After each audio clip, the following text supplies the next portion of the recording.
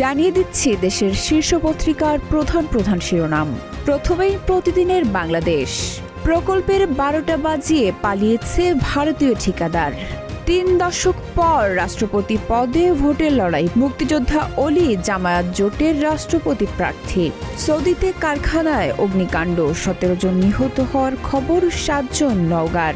হেফাজতকে আগের মতো বিএনপির সঙ্গে চাইলেন প্রধানমন্ত্রী। ফখরুলই চূড়ান্ত, বিএনপির রাষ্ট্রপতি মনোনয়ন প্রায় নিশ্চিত। প্রথম আলো। মির্জা ফখরুলের রাষ্ট্রপতি হওয়া প্রায় নিশ্চিত। বিরোধী জোটের প্রার্থী অলি আহমদ নিশ্চিত পরাজয় জেনেও প্রতিদ্বন্দ্বিতায় ঘোষণা দিয়ে বিরোধী দল একটি রাজনৈতিক বার্তা দিতে চায়। জনগণের ভাগ্য নিয়ে ছিনিমিনি খেলতে দেওয়া হবে না। চট্টগ্রামের হাটহাজারীতে প্রধানমন্ত্রী। হামে আরও 6 মৃত্যু। 6 মাসের শিশুটি হাম ডেঙ্গু দুটি রোগেই আক্রান্ত। ঢাকা দিল্লির সম্পর্ক ইতিবাচক পথে ফেরানোয় মনোযোগ। দখল চাঁদাবাজির মুখ বদলেছে, খাত বদলায়নি। রাজনৈতিক ছায়ায় দখল চাঁদাবাজি, নেপথ্যে কি ও কারা? যুগান্তর। বিভ্রান্তকারীদের ব্যাপারে সতর্ক থাকুন, বাঁশখালীতে প্রধানমন্ত্রী। রাজধানীতে অসহনীয় ভোগান্তি, বিশৃঙ্খল বাসে বাড়ছে যানজট। ফেরত আনা হচ্ছে 42 ঋণ খেলাফির পাচার করা সম্পদ।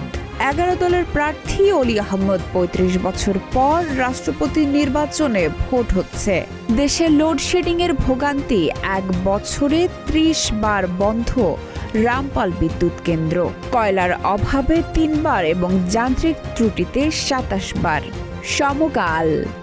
শিক্ষক বরখাস্ত, তদন্ত তালিকা ঘিরে ক্যাম্পাসে অস্থিরতা।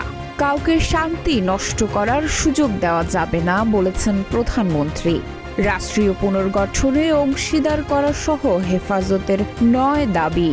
দেশের record 36,671 megawatt load shedding. Salman Shah হত্যা মামলা, খল অভিনেতা ডন গ্রেপ্তারের পর কারাগারে। আগামীর সময়। আয়নাঘর পরিদর্শনে লাগবে অনুমতি। মহেশখালী হাটহাজারী হয়ে ব্যস্ত দিন প্রধানমন্ত্রীর।